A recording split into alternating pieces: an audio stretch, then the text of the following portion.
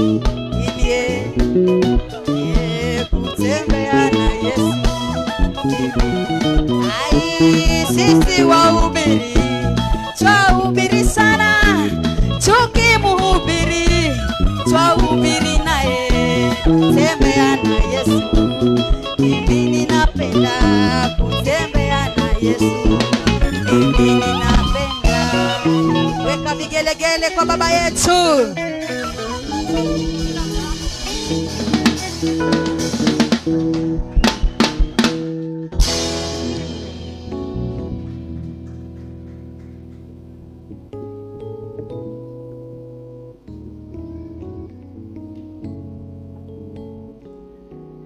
Hallelujah.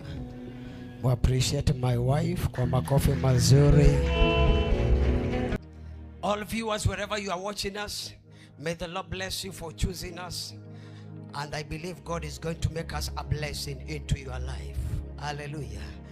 Write this point down. Because of the way God loves us. Because of the way God loves us. He does not let go. He does not let go easily anyone, no matter how we offend him. Because of how God, or because of the way God loves us, he does not let go easily anyone, no matter how we offend him.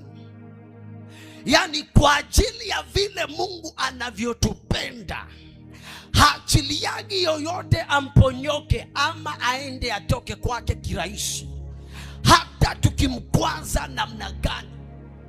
Praise the name of Jesus. Maana kuna watu wanakwaza Mungu, kuna watu wanamuumiza roho wa Bwana, kuna watu wanafanya Mungu augue. Kuna mara nyingi sana kwenye Biblia Mungu aliugua mpaka akafika mahali pa kusema najuta kumuumba mwanadamu. Praise the name of Jesus. Yani mwanadamu amemchukiza Mungu. Lakini hivyo hivyo Biblia inasema ya kwamba in the book of Lamentation 3:22 and 23, very fast. Lamentation 3. So as you open the Bible, please catch up with me because I want to rush. So please make sure I don't exchange you. Make sure I don't exchange you. Lamentation 22 and 23. I said 22 and 23. The faithful love of the Lord never ends. Somebody turn to your neighbor, tell him or her, the faithful love of the Lord never end. His mercies, tell him his mercies endures forever. His mercies never cease. 23. Great is his faithfulness. His mercies begin afresh each morning. Praise the name of Jesus. Inasema ya kwamba upendo wa Mungu, nipatie ni translate mwenyewe, usiende Kiswahili. Nenda 22, let me translate for myself. Let me translate. Ya kwamba upendo ulio na uaminifu. Unajua kuna watu wana upendo lakini huo upendo hauna uaminifu, wanasaliti watu. Unajui hivyo? Kuna watu wanapenda watu lakini upendo wao uko na udongo, wanasaliti watu. Inasema upendo wa Mungu ulio na uaminifu hawishi, na fadhili zake zinadumu milele, hazifiki kikomo. Tunatafsiri 23. Naomba msomi wa Biblia wewe tufanye kazi na wewe. Inasema uaminifu wake ni mkuu sana, na rehema zake huwa ni mpya kila asubuhi. Praise the name of Jesus. Hivi ni kusema unaweza mkosea Mungu leo, lakini yeye kila asubuhi ana rehema mpya kwa ajili yako. Ana rehema mpya kwa ajili yako. Upendo wake kwako uko pale pale, hajauondoa. Praise the name of Jesus. So we continue from where we left. Luke chapter number 15 verses 17 to 24. We change the topic but the same text. Luke chapter number 15 verse 17 to 24. Tusome Bible ya Kiswahili. Luke 15 17 to 24. Tusome pamoja. 1 2 go. Kwa sauti tafadhali, upande usiwasikii.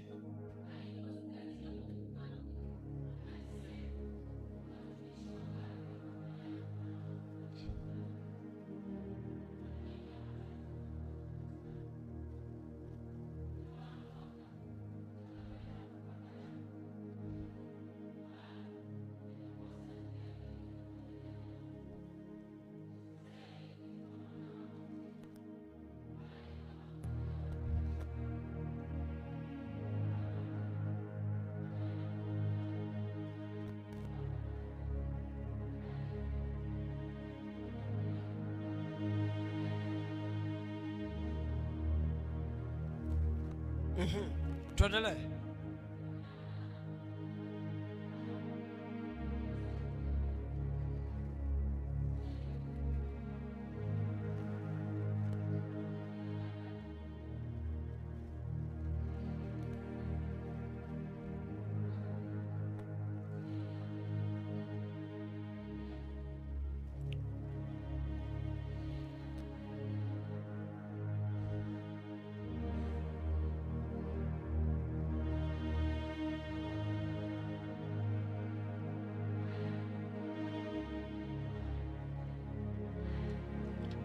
Amen. Praise the name of Jesus. Write this point down. Write this point down. For God to give you a second chance. For God to give you a second chance, you must accept that you have wronged Him. For God to give you a second chance, you must accept that you have wronged Him. Biblia inasema alipozingatia moyoni mwake, akajiuliza, ni watumishi wangapi katika nyumba ya baba yangu ambao wanakula na kusaza, na mimi hapa nateseka na kula maganda ya nguruwe. Akasema, nitainuka, nitaenda kwa baba, nimwambie nimekosa mbinguni na nimekukosea. So for God to give you a second chance, you must accept that you have wronged Him. Praise the name of Jesus. Mungu ni Mungu wa rehema. Fadhili zake zinadumu milele. Upendo wake kwako unaishi siku zote, haubadiliki. Praise the name of Jesus. Ukiondoka, ukimkosea Mungu, yeye bado anabakiji akijua wewe ni mwana ndani yake. Wewe ndio una uwezo wa kumwacha Mungu, lakini Mungu haachi mtu. Sema amen. Mungu haachi mtu yoyote. Anatembea na wewe katika madhaifu, anakudhibitisha katika unyonge, anakuimarisha. Lakini inapofika wakati unakosea njia, unamuasi Bwana, alafu unaenda, nafasi yako bado inabaki pale pale, lakini jukumu linabaki ni kwako. Je, unatambua ya kwamba ulimkosea Bwana? Na kama umetambua, je, uko tayari kuja kukiri ya kwamba Lord, I wronged you? Praise the name of Jesus. Tunapoongea habari ya second chance, nataka niseme hivi ya kwamba mwana mpotevu alikuwa anateseka kwa kile Waswahili wanasemaga mwiba wa kujidunga ama msiba wa kujitakia. Praise the name of Jesus. Maana akiondoka kwa nyumba ya baba yake, alijua kwa baba yake mali zipo, na alipodai sehemu yake alifikiria ataenda akajiendeleze awe kama babake. Lakini mambo hayakuwa hivyo. Alipogeukwa na maisha, alijiambia, kwa baba yangu, je, mali ngapi ziko? Watumishi wangapi wanafanyia baba yangu kazi? Wanapikiwa, wanakula na kusaza. Akaanza kujiona anateseka, mtu ambaye hapaswi kuwa akiteseka. Praise the name of Jesus. Kuna wana wengi leo wa Mungu wanaomba na wanateseka, na mateso hayaondoki Kwa sababu kuna kitu kimoja ambako kiko kwenye kanisa la leo. Watu wanamuasi Mungu lakini wanajifariji katika neema ya Bwana. Watu wanamkosea Mungu lakini wanaassume ya kwamba hiyo ilikuwa ni jana lakini ilipita. Sikia nikwambie, jana kupita haisemi leo mambo yamebadilika. Kuna system na kuna protocol ya kubadilisha mambo. Kusema ya kwamba katika nyumba ya baba yangu kuna watumishi wanakula na kusaza haimaanishi na wewe utakula. Lazima ujue kuna system ya kukurejesha kwa baba, sababu baba hajawahi kosa chakula kwa mwana. Hata kama mwana alipewa chakula akatupa, baba hajawahi kosa chakula kingine cha mwana. Hujanielewa? Mwana mpotevu aliharibu mali za baba yake, lakini aliporudi, kitu cha kwanza kilichofanyika baada ya kupokelewa, amri ya baba ilitoka ikasema, in fact napenda New Living Translation niangalilie huo mstari. Inasema kamchinjeni ng'ombe ambaye fahali ambaye tumekuwa tukimnonesha. Yani ukisoma huo mstari, ina maana baba siku zote alikuwa na matarajio. Inasema kamchinjeni ng'ombe fahari ambaye tumekuwa tukimnonesha. Amekuwa akinoneshwa. Kwa nini akuwe identified ya kwamba inasema nini? Somebody give me this name. I'm looking. When sunipatie huo mstari. Can you be fast? I told you beware that I will not exchange you. Ukikaa hapo ni kwa sababu umehitimu. Wale hawajahitimu hawaruhusiwi kukaa hapo. Praise the name of Jesus. Hallelujah. Soma huo mstari. Tusome mstari huo.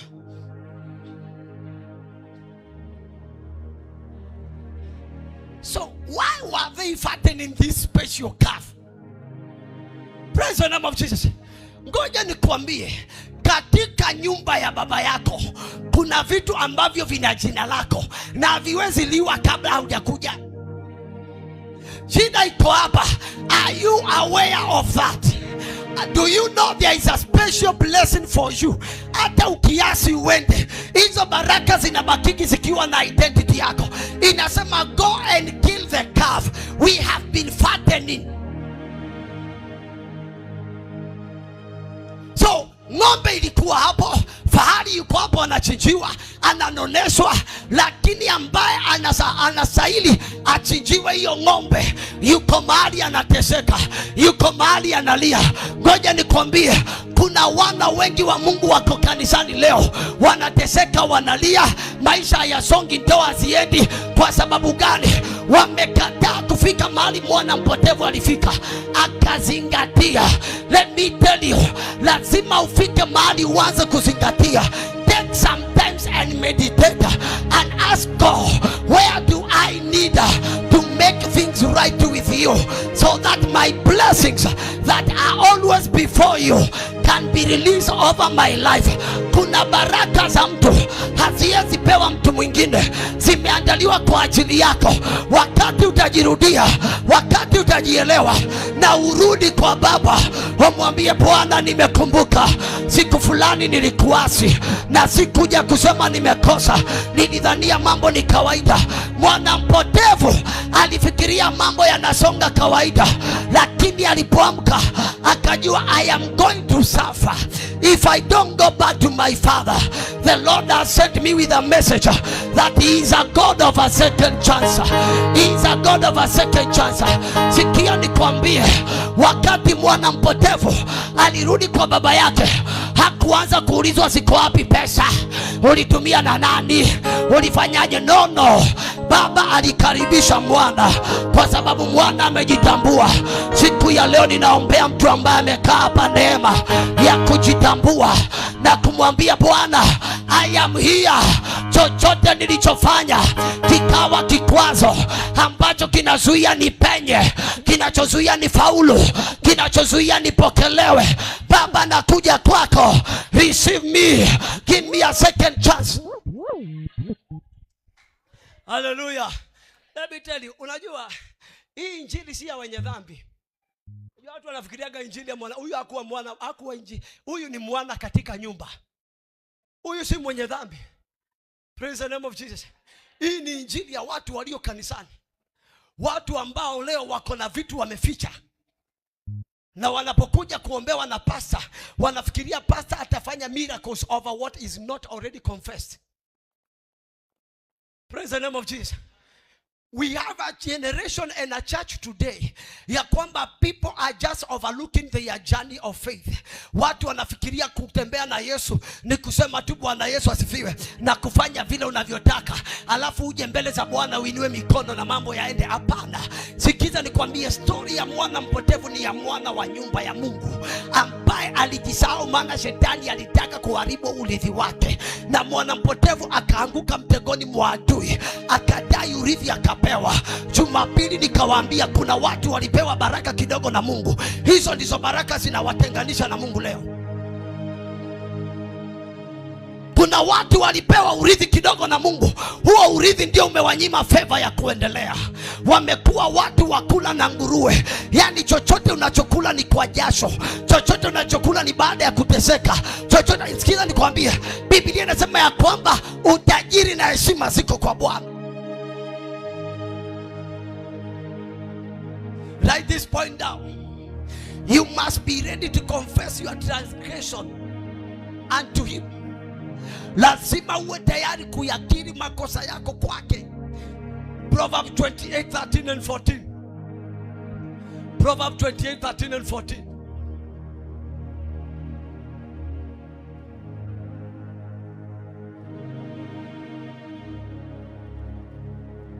Tusome pamoja. 1 to go.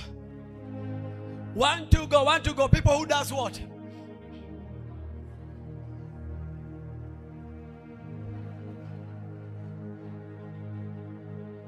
They will receive what? Why? Because of the masses of the Lord does what? Because of the masses of the Lord does what? No. You are not in the spirit. Be in the spirit. They will receive mercy because the masses of the Lord. Because the masses of the. What are you saying?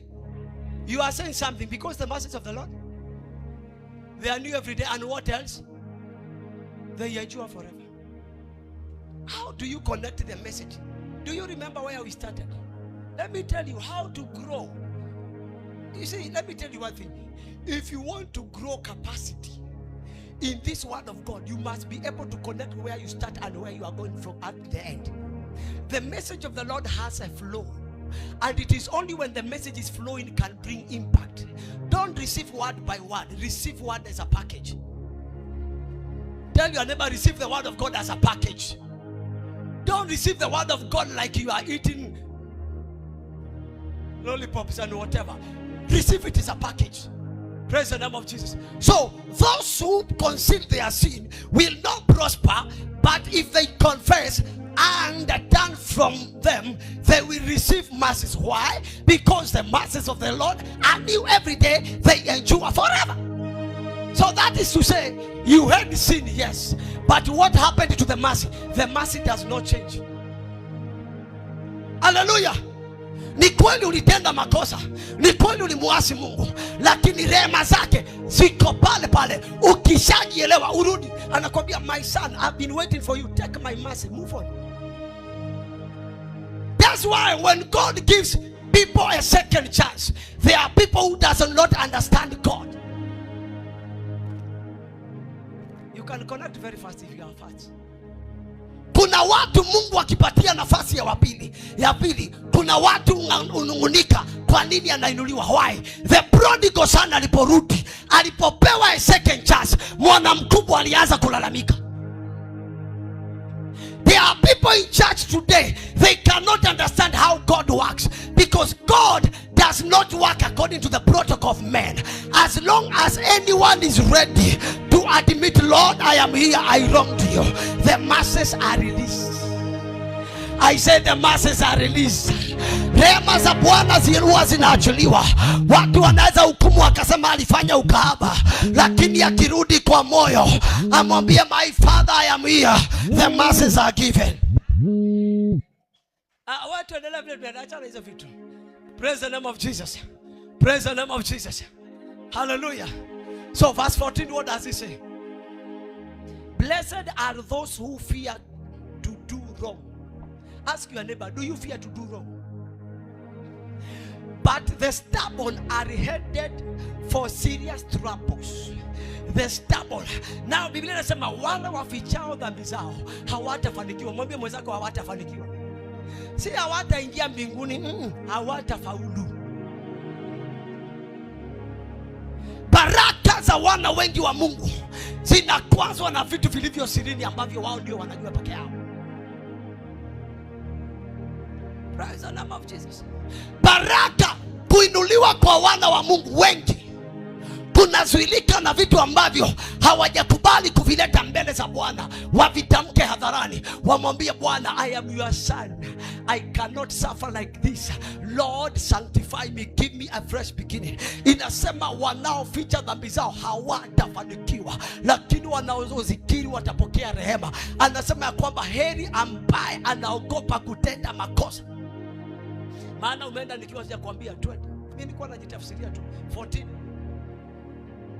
Tusome kwa sauti.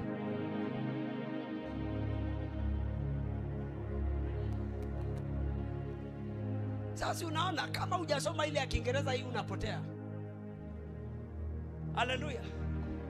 That's why you should read. Unasema mwanadamu mwenye kicho heri bali mshupavu. Sasa mshupavu ni kusemaje? Mtu mshupavu ni kusemaje? Hamjui Kiswahili, turudi Kiingereza. Tukasome Kiingereza. Kiswahili hapa. Tutumie Kiingereza changu. Blessed are those who fear to do wrong. Hii tutatafsiri vizuri bila kungangana. Hakuna mtu atashubuana na ushupavu ni nini, hapana. Hii tunatafsiri bila kungangana. Blessed are those who fear to do what? Wanaheri ama wamebarikiwa wanaofanya nini? Tafsiri vile imeandikwa direct, acha kutafuta maneno ya Kiswahili. Wanaogopa kutenda dhambi. Praise the name of Jesus. Wanaogopa kumkosea Mungu. Unajua watu leo hawaogopi kukosea Mungu. Na watu wasikiza kwambie, kumkosea Mungu si lazima wewe umetenda dhambi ya zinaa. Mwana mpotevu hakutenda dhambi ya zinaa kwa baba yake, hapana. Mwana mpotevu alichofanya kwa baba yake ni kutodhamini vitu kadhaa vya baba yake, akaamua kuondoka kwa baba, akaenda. Yale aliyofanya huko sio yalimtenganisha, hapana. Ile tu kuchukua hatua na kuondoka chini ya ulinzi wa baba yake. Sasa kuna watu wengi wanaondoka kwenye uvuli wa baba yao, ndio waanguke kwenye dhambi huko, ni kwa sababu wamejiondoa kwenye kava ya baba. Hakuna mtu anaweza anguka akiwa kwenye kava ya baba. Daudi anasema, nilipokuwa kule kichakani, mwana simba alipomkamata kondoo, nilipambana naye nikamtoa. Hiyo ina maana kama uko chini ya ulinzi wa Bwana, mahali popote ulipo, adui akijaribu kukushambulia, mkono wa Bwana siku zote uko na wewe. Lakini ukiondoka, ukienda mbali, ndio vitu vinaanza kukupiga. Na vitu vikikupiga, mambo yanaanza kuharibika. Mambo yakiharibika, hamna shortcut, inabidi ujirudishe mwenyewe. Praise the name of Jesus. Write this one down. For God to give you a second chance, you must approach him with humility. For God to give you a second chance, you must approach him with humility. Ili Mungu akupe nafasi ya pili, lazima umrudie kwa unyenyekevu. Mwana mpotevu akaja kwa baba yake. Maneno yake yalikuwa ni yapi? Baba, nimekosa mbinguni na duniani, sistahili kuitwa mwanao, nifanye kuwa mmoja wa watumishi wako. Sikia niwaambie, tuna shida kwenye kanisa la leo. Watu wanamkosea Mungu, watu wanamuasi Mungu, watu wanatoka nje ya neema. Wanapokuja kwa Bwana kuomba, wanaomba kama ni kwamba ni maombi waliachia mahali. Ushaona mtu anaomba alafu anameza mate. Akimeza mate anachukulia hapo. Kuna watu wanakuja kwa Bwana kana kwamba maombi ya wiki jana walikuwa wameweka koma, wanakuja kuendelea. Haujui ya kwamba kuna vitu vya kutengeneza kabla maombi yako yapate kibali mbele za Bwana. Praise the name of Jesus. Na ndio maana watu wengi wanajisahau, wanashinda wakitafuta hapa maombi, pastor niombe, pastor niombe. Hakuna pastor anaweza kukuombea juu ya makosa ambayo haujayakiri. Hiyo ikuingia mali. Hakuna mchungaji anaweza kukuombea juu ya makosa ambayo hujayakiri. Ndio maana Biblia inasema afichaye dhambi zake hatafanikiwa. Na dhambi katika ufalme si kwenda kutenda usherati. Hapana, dhambi katika ufalme ni kuondoka, ni kutoweka imani yako katika kile kitu chote ambacho Mungu anataka kufanya juu ya maisha yako.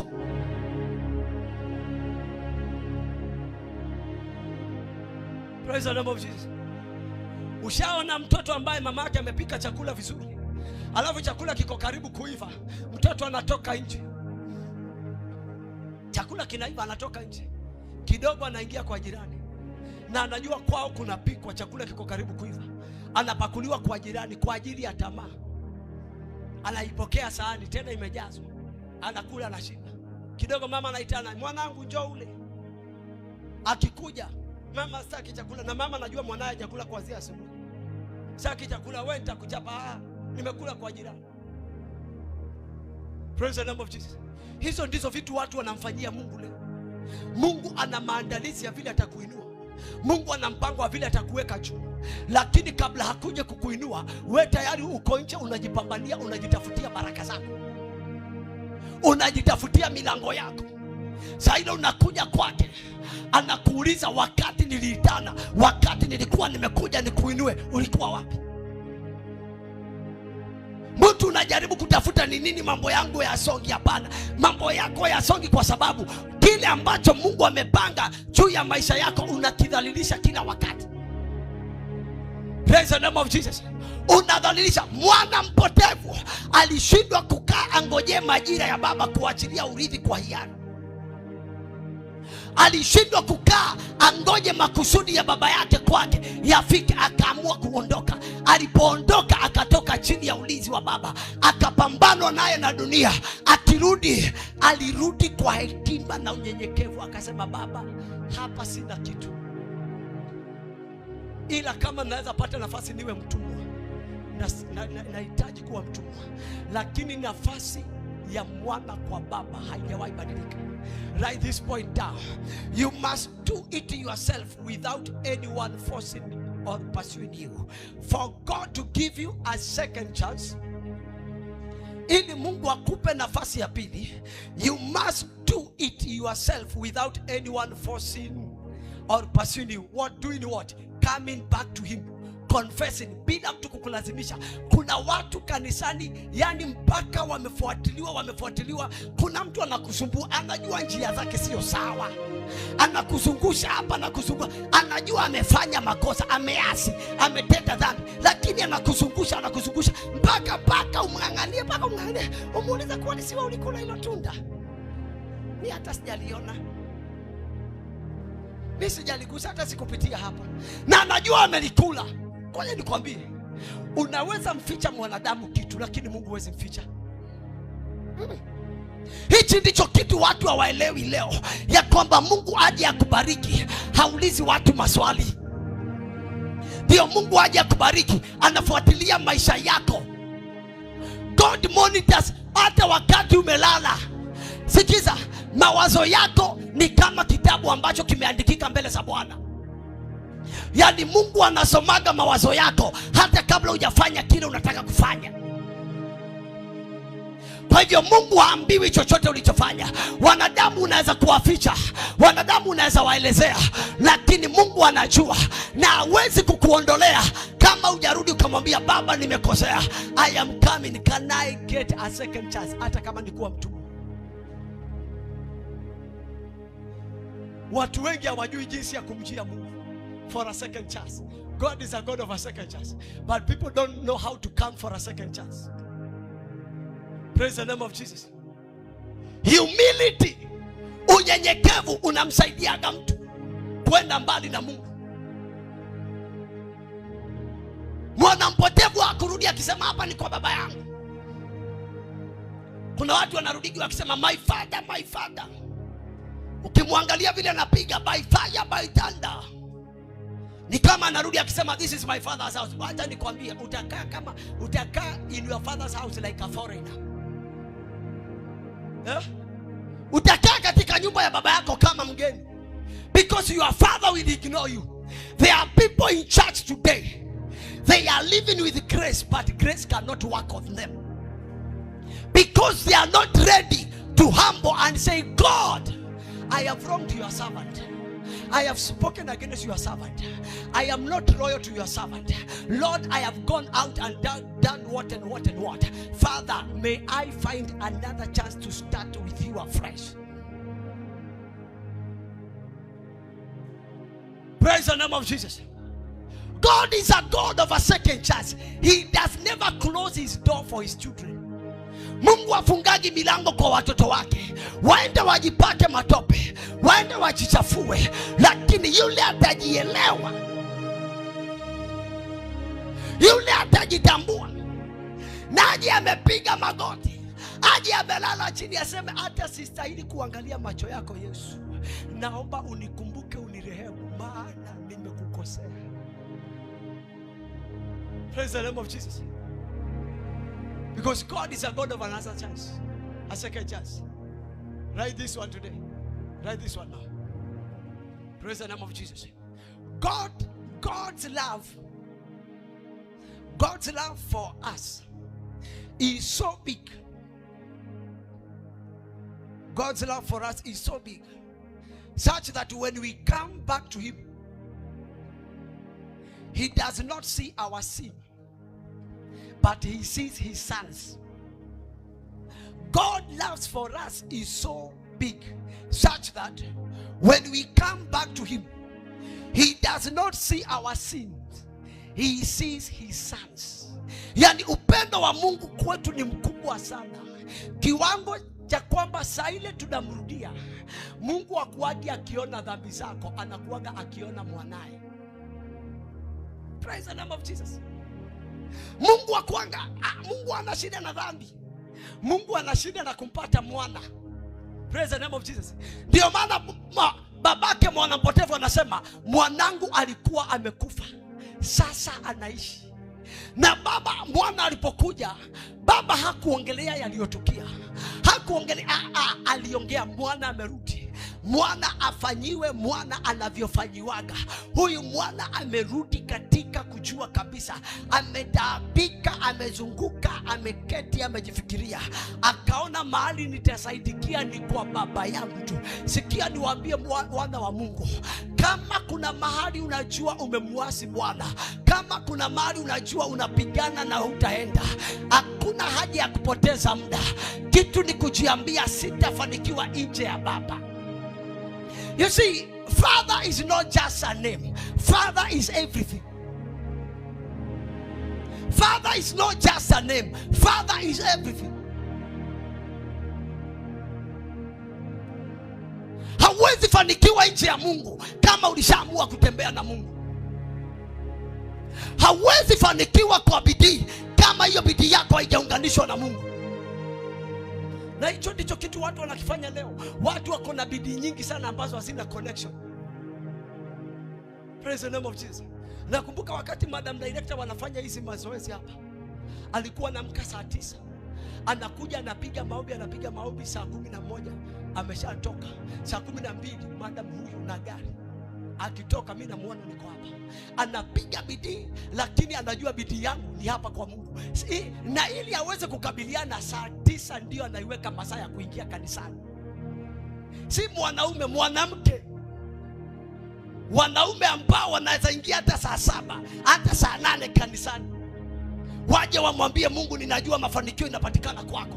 Masaa 2 hapa niko na wewe Baba. Siendi soko kikawaida, sikabiliane na maisha kikawaida. Mafanikio yangu yanatoka kwako Baba. Nitakaa hapa mpaka yazaliwe. Sikieni niwaambie wana wa Mungu, without a spiritual investment, what you are doing will always be frustrating you time and again. You need a spiritual investment. Unahitaji mtaji wa kiroho. Uko na mtaji wa pesa sawa, lakini mtaji wa kiroho hauna. Mtaji wa kiroho ni muda wako na Mungu. Mtaji wa kiroho ni time yako na Mungu. Na ndio maana kuna watu ambao wameokoka, wamejazwa roho, wanabidii sana na hawaendi mahali. Sababu gani? Hiyo bidii yao haina divine connection na Mungu. Wanafanya kazi kama mwanampotevu. Mwanampotevu alifikiria kupewa pesa nyingi kwa wingi ni garanti ya kutajirika. Alifikiria maana sasa zile pesa amepewa haziwezi isha. Haka ile siku kulikuja, akaona sina pesa ya chakula. Akasema mamilioni ya maisha. Sababu hukujua kuna kitu kinapatikanaga kwa baba yako ambacho ndicho kinafanyaga utajiri wa baba yako hauwezi enda chini. Praise the name of Jesus. Alipoelewa hiyo, akaanza kurudi nyumbani. Tell your neighbor, come back before it is too late. Ngoja nikwambie, unajua kuna watu wame come back wakati it is too late. Do you know that? Kuna watu wame come back when it is too. There is a second chance but no second opportunity. Praise the name of Jesus. Wamekuta the second opportunity is not there. Samsoni alikam back, lakini alikam back akiwa hana macho. Praise the name of Jesus. Samsoni aliondoka kwenye uwepo wa Mungu, akakaa kwenye uwepo wa mwanamke, akanyoshwa pombe, akanyolewa nywele. Ni kweli nywele zilianza kukua alipodai rehema, lakini walikuwa wameshamng'oa macho. Mwambie mwenzako, kabla hujang'olewa macho kimbia kwa baba. Kabla dunia haijakung'oa macho, kabla hujamalizika, kabla uchumi ukawa huwezi pona, kabla hiyo ndoa ikawa haiwezi tibiwa, kabla vitu vyako haviwezi inuka tena, tell yourself the truth kama mwana mpotevu. The way I am going, I'm not right with the Father. Kuna watu unajua maisha yako sawa, hayako sawa na baba yako.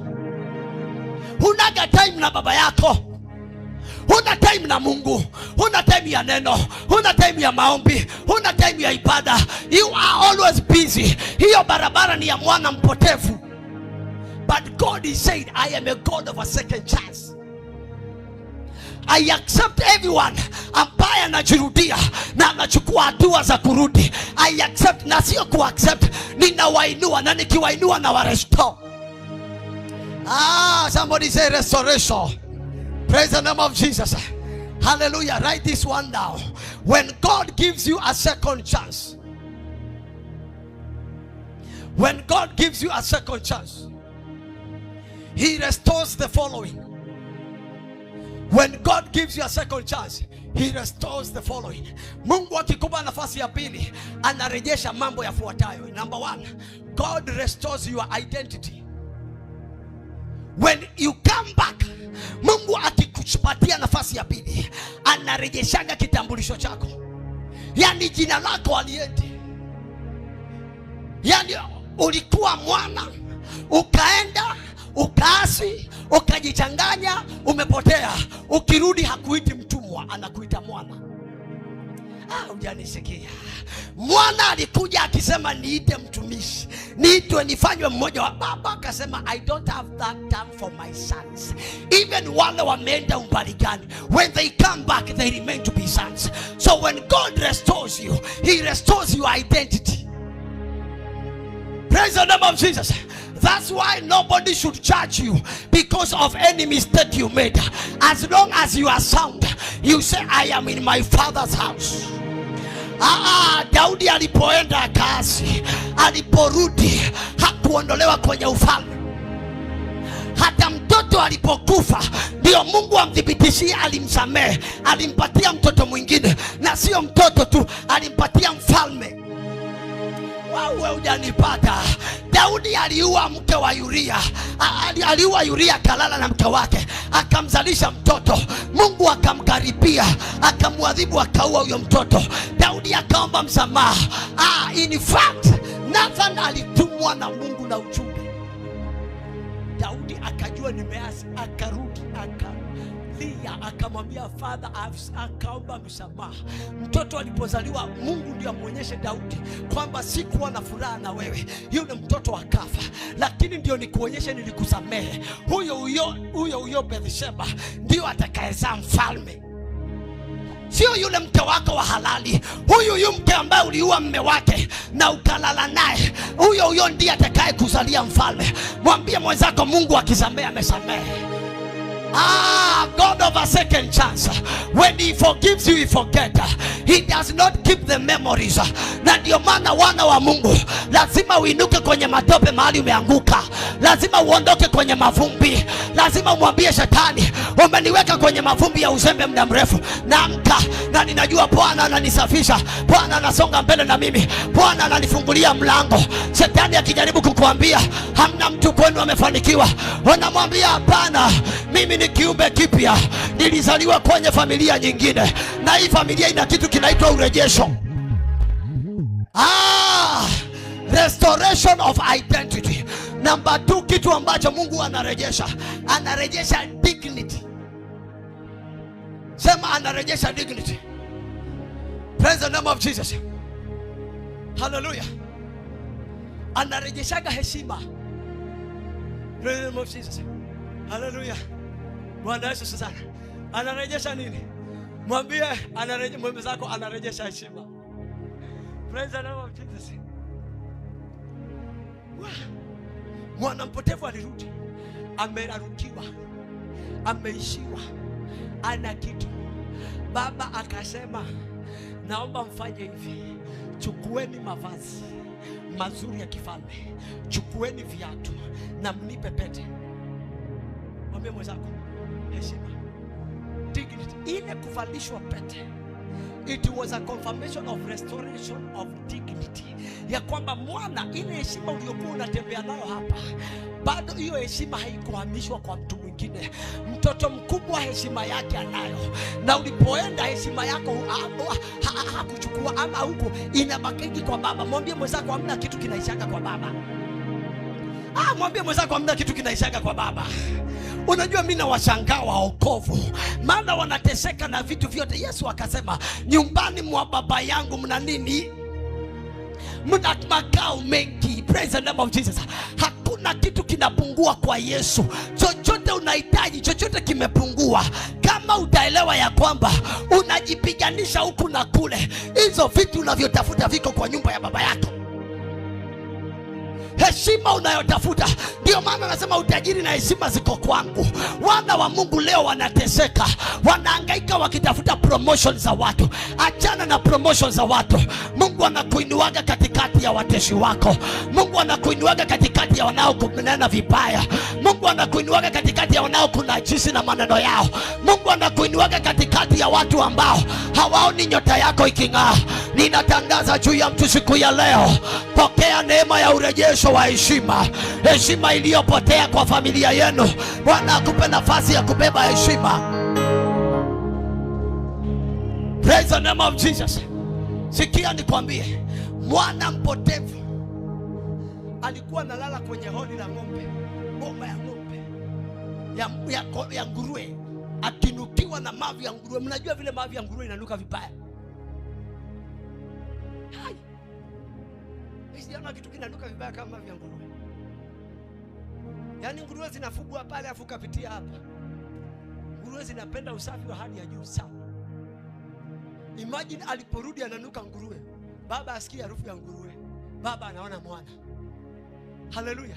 Hasikia harufu ya nguruwe. Anasema chukueni mwanangu haraka. Aingizwe kwenye ile bafu tena yenye likarai la kuogelea. Apige sawa alafu adindie. Apige sawa alafu adindie. Mwambie mwenzako adindie. Praise the name of Jesus. Apige shawa alafu adindie hapo kwenye hilo likarai. Alafu akitoka hapo anatoka kama mwana, si mtumwa. Amejisahau, anasema aitwe mtumwa kwa nani? Kwa baba. Watu hawaitwi watumwa. Praise the name of Jesus. Akavishwa pete, dignity. Number 3, what God restores. God restores provision. God restores provision. Mungu urejesha mahitaji. Daudi akasema, Bwana ni mchungaji wangu, sitapungukiwa kitu. Bwana Mungu urejesha utoshelezaji. Ni kweli umeenda umeteseka, haukuwa unapata chakula, ukirudi kwa baba kinapikwa unakula. Haleluya. Na ndio ujue hii ni serious. Baba hakusema tu ng'ombe yoyote achinjwe. Alisema tuliyekuwa tunamnonesha aanguke. Hiyo ni kuonyesha dhamana ya vile Mungu alivyo navyo na watoto wake wakifanikiwa kwenye maisha. Unajua watu hawajajua kwamba Mungu furahia sana watoto wake wakifanikiwa. Kama vile baba wa mwilini alivyo, watoto wake wakinawiri. Yani baba akionaga mtoto wangu amepata kazi, mtoto wangu ameajiriwa, mtoto wangu amepewa promotion, inakuwa furaha kwa nyumba hiyo sana. Hivyo ndivyo Mungu alivyo. Zaidi anaona watoto wake wanainuka utukufu hadi utukufu. Anapoona brighter days ndio shule inayotajika na haitazuilika. Mwambie mwenzako haitazuilika. Hii haiwezi zuilika. Maadamu kwanza neema yake inatokaga hapa. Alafu unajua kuna askofu kule juu. Kuna vitu haviwezi zuiliwa. Ngoja nikwambie, chochote kimeitanishwa na Reverend Michuki, hii kae na ikuingie vizuri hapa duniani. Mwambie mwenzako hapa duniani. Si hapa Glorious. Mimi nakwambia hivi, si kuringa, ni kumjua Mungu wangu. Chochote kinaitanishwa na huyu mtu namuona hapa, hakiwezi zuilika mahali popote. Hakiwezi. Time is a factor. Time is a factor. Muda. Mwambie mweza, nakwambia muda unanena, majira unena. Hakuna kitu kizuri kama kujielewa na Mungu unayetumikia na kutembea na mtu ambaye unajua mahali mnaenda. Sababu watu wengine wanataka kupiga vichaka hapa. Sibahatishi kutumikia Mungu hapa, tubahatishi kutembea na Mungu hapa, tubahatishi na wokovu.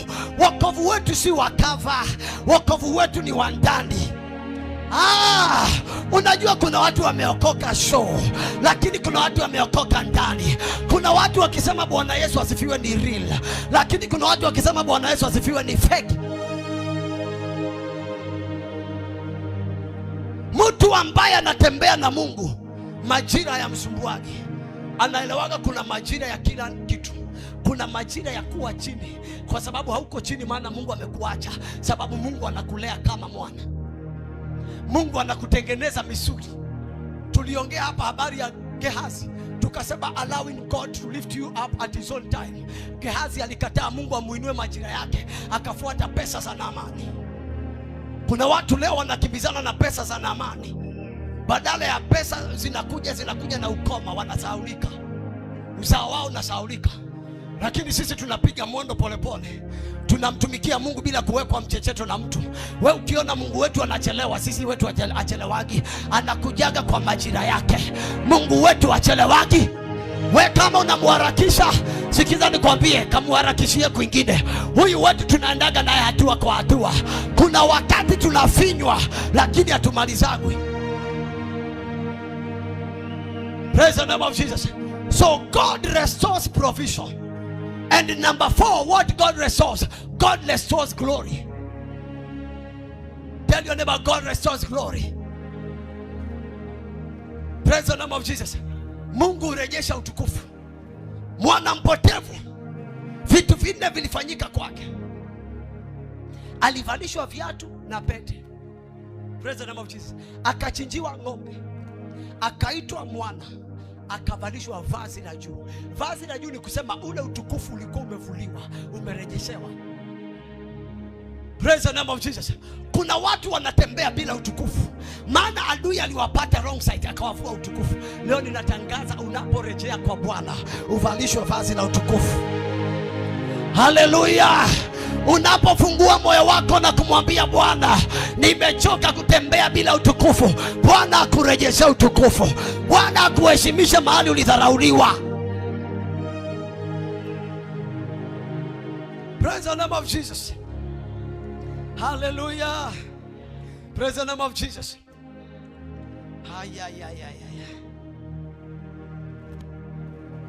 Write this point down. Write this. The elder son was not happy. The elder son was not happy when he was told that the younger brother was back.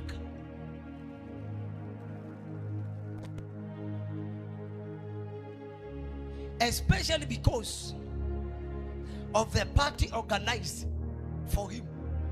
The elder son was not happy when he was told that his younger brother was back, especially because of the party that was organized for him. Tell your neighbor party. Unajua mmoja nikwambie, kuna kurudi, lakini kuna kurudi ambako kuna kubalika, na ni vizuri urudi vile nimekuambia. Point 4 nilikupatia tukianza. Point ya kwanza, you must accept umerong. Point ya pili, you must come with humility. Point ya tatu, you must do what? You must andika, you go through them. Now, wakati umekuja hivyo kwa Mungu, God can just do anything. Imagine baba alikuwa hajawahi fanya sherehe kwa nyumba yake kwa kijana yule mkubwa. Yule kijana alikuwa mwaminifu. Unajua Yesu alisema hivi, kondoo mmoja aliyepotea akipatikana ni bora kuliko wale 99 walio kwenye zizi. Praise the name of Jesus. Na anasema yule kondoo mmoja akipatikana, mwenye kondoo anaandaa sherehe na anaambia watu, njoni tule tushangilie, maana huyu kondoo alikuwa amepotea, nimempata. Hakuna kitu kinamfurahishaga Mungu kama wana ambao wanajua kujirudi, wanajua kujiita mkutano wenyewe kama mwanampotevu alipojiita.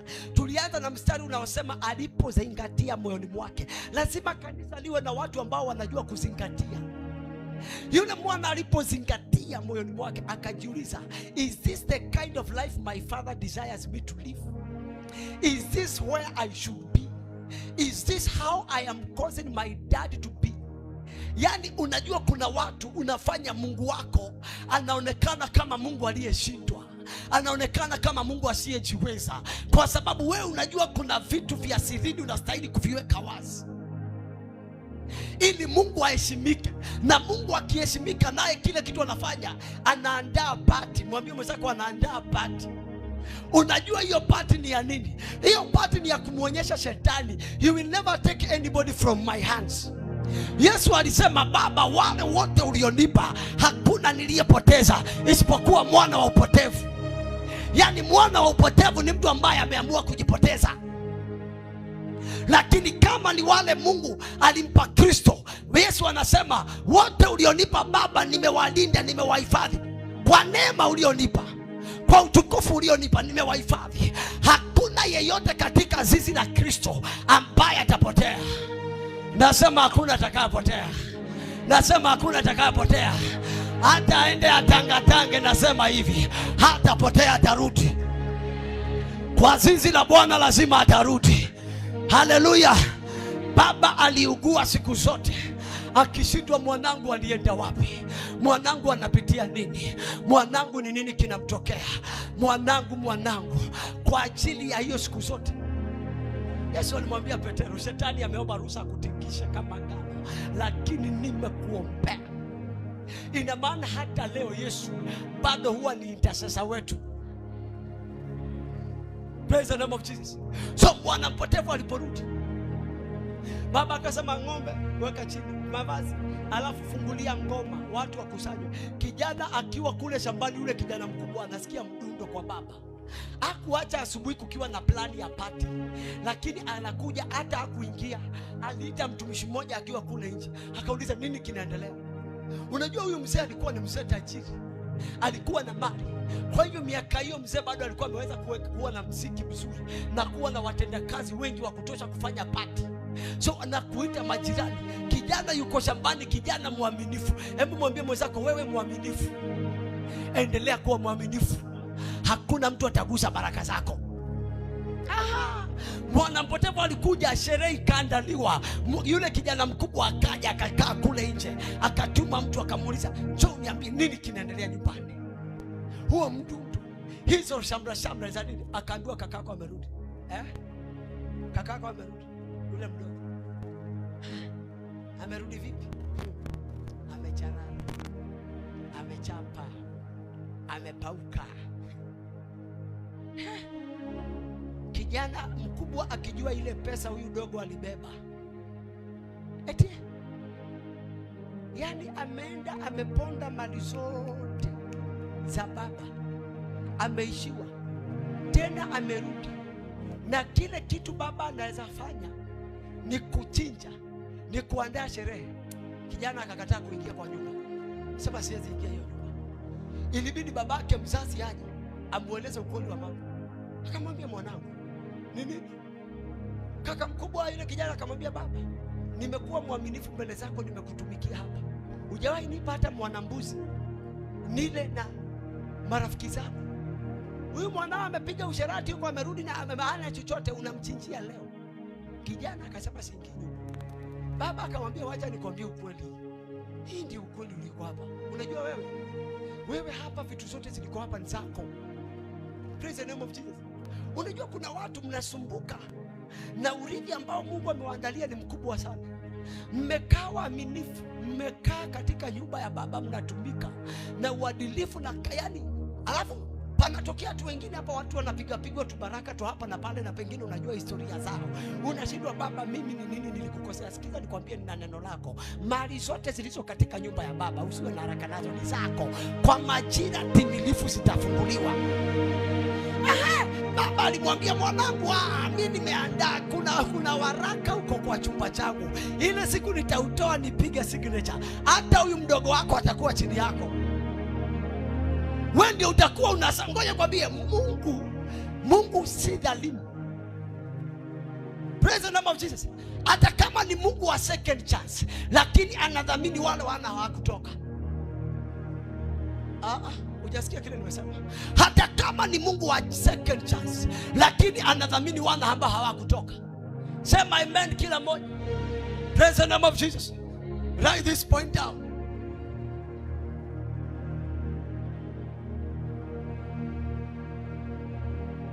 His father, write this one. His father knew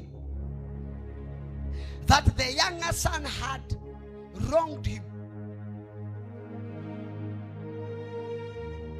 His father knew that the younger son had wronged him, but he assured the elder son that his own inheritance was intact. But he assured his elder son that his own inheritance was intact.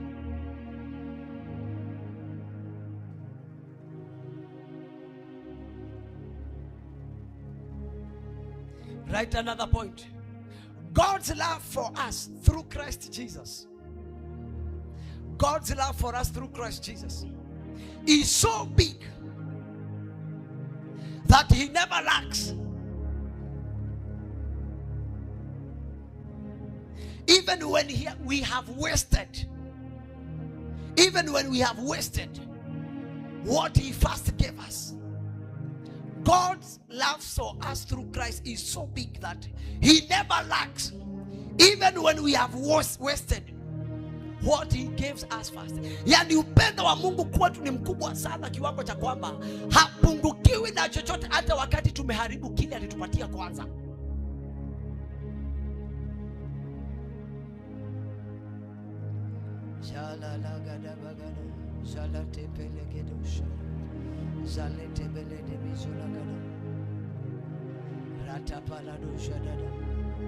Write this point down. You do not lose your value before God. You do not lose your value before God because you went away. You do not lose your value before God because you went away.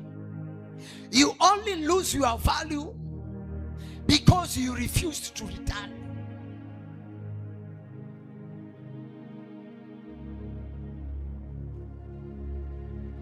You only lose your value because you refuse to return.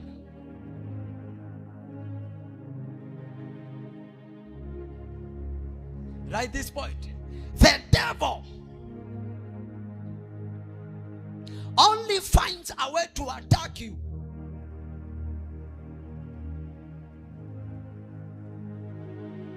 when you run away from the love of God through Christ.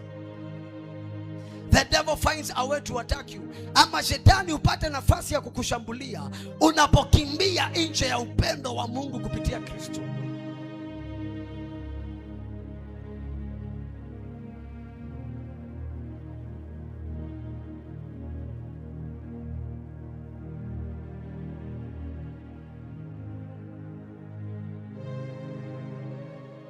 And the last point for today, write this one. The prodigal son suffered. The prodigal son suffered because, number one,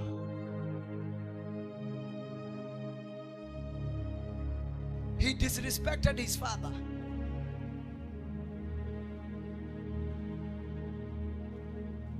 Number two, mwana mpotevu aliteseka namba moja kwa sababu alimkosea babake heshima. Number two, he went out of his father's covering. Aliondoka nje ya ulinzi wa baba yake ama uvuli wa baba yake. Praise the name of Jesus. Praise the name of Jesus.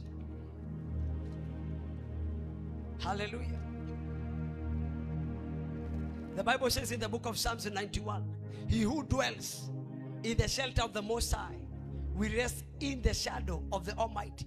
So when you run away from the shadow or from the shelter of the Lord, attacks will strike you.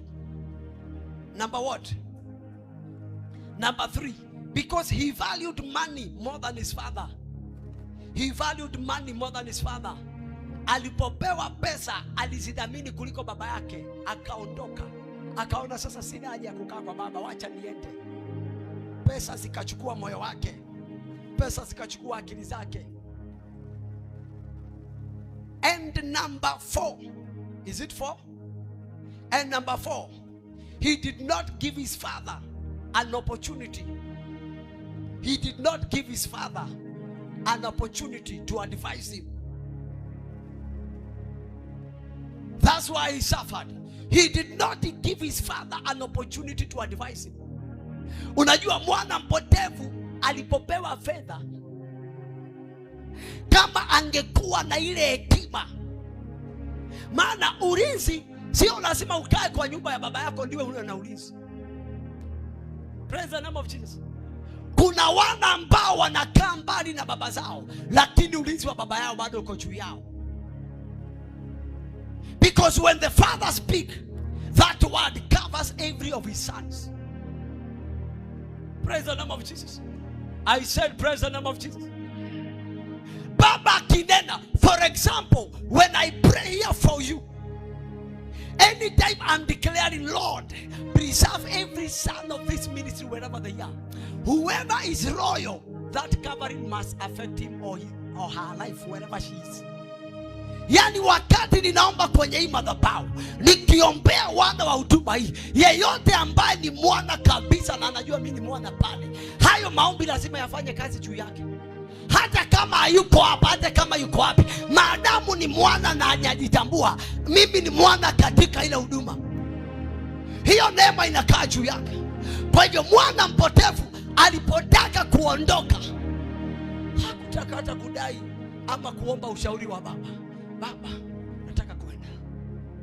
Nikienda baba, naomba ushauri, niambie. Hii mali yote umetengenezaje?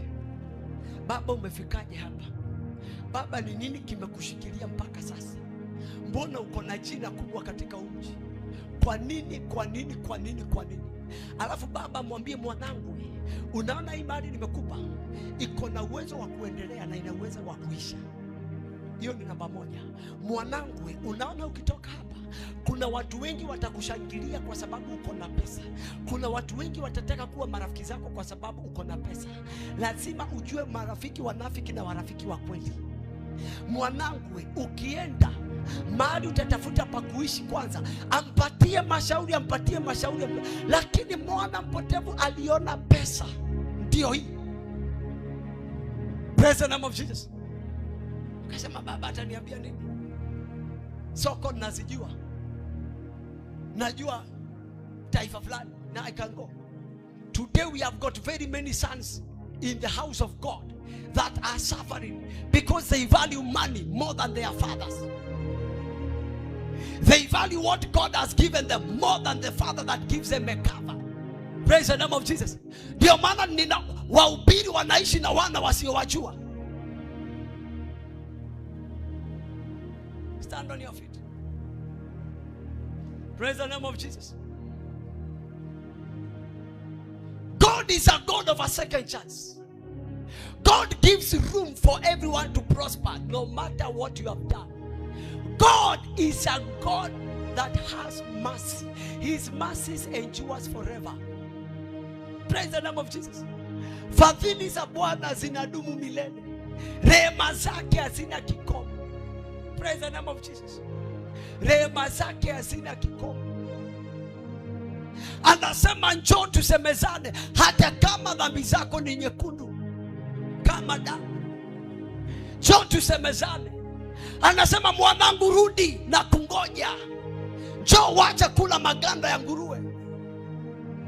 Mwanangu rudi, wacha kutembea katika aibu wakati katika nyumba ya baba yako kuna heshima. Mwanangu rudi, wacha kutembea hatarini wakati kuna ulinzi wa kutosha. Praise the name of Jesus. Church, it is time to make up things for yourself. Unawezaje kuwa unakula maganda ya nguruwe wakati watu katika nyumba ya baba yako wanaheshimishwa? Biblia inasema nimeliona kosa chini ya jua. Wana wafalme wanatembea miguu na watumwa wanatembea na farasi. Nimeliona kosa, nimeliona kosa. Wana wa Mungu ambao wana Yesu mkuu ndani yao ndio wanapiga maguu, lakini wana wasiomjua Mungu wanaoenda kwa madhabahu za uovu, wanaotoa makafara, wanaofanya ndio wanatembelea magari mazuri mazuri. Wakati wana wa Mungu wanarauka mapema kuingia sokoni, watu wengine hawarauki, lakini wanamiliki majumba ya kifahari, wanamiliki magari ya kifahari, wanamiliki majina. Lakini mwana wa Mungu, wewe ambaye warauka kila siku, mwaka nenda rudi, maisha yako ni ya kutembea miguu wakati watumwa wanaenda na farasi. Sababu umekataa kujiita mkutano kama mwana mpotevu. Uulize ni wapi nimemkosea Mungu, si wapi nimetenda dhambi. Kuna wale wa dhambi na kuna wale wa kukosea.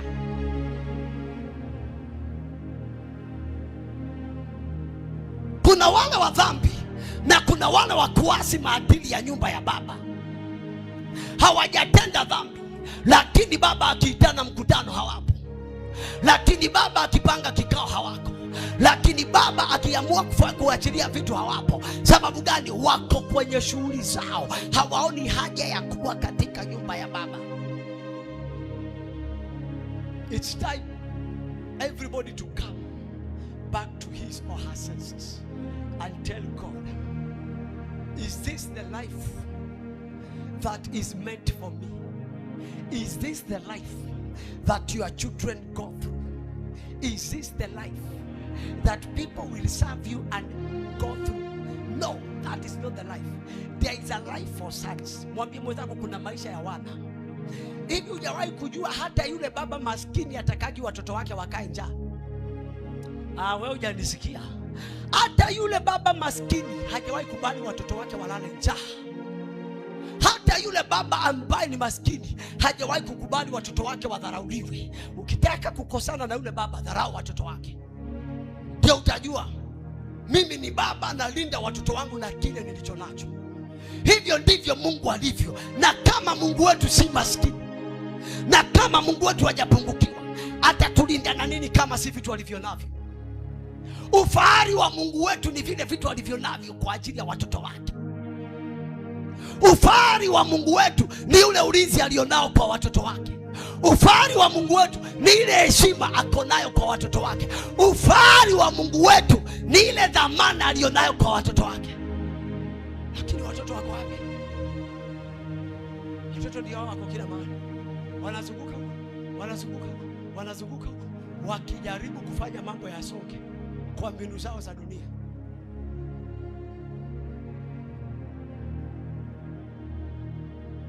God is a God of second chance. Usikae kama Samsoni. Samsoni alirudi akiwa hana macho, na Mungu akamsikia maombi yake. Lakini hata kama alisikia maombi yake, rudishiwa macho. Samsoni aliomba, akamwambia baba, nirejeshe nguvu zangu tena, nijilipizie kisasi cha haya macho yangu kwa hao Wafilisti. Akashika jengo la gorofa, walikuwa wamekaa watu zaidi ya 3,000 kwa gorofa. Mungu hakuona shida kuua hawa watu wote kwa ajili ya kusikia maombi ya Samsoni amlipizie macho yake. Lakini hata akimlipizia macho, yatarudi, yameng'olewa. Kwa nini wana wa Mungu inatuchukua muda sana kumsikia Mungu wetu? Kila wakati Mungu anaitana, njoo uombe, njoo ufunge, toa, fanya. Mbona unangoja? Muda unaenda, muda ukungoji. Muda ukungoji, umefanya hivyo, unafanya muda mrefu. Umefanya hivyo, unafanya kwa njia nyingi, haiendi mambo. Mbona unategemea nguvu zako? Biblia inasema amelaaniwa ategemeaye mwanadamu. Mbona unategemea mbinu za kibinadamu? God is saying, I am a God of a second chance. Come, let me restore you. Come, let me cause people honor you.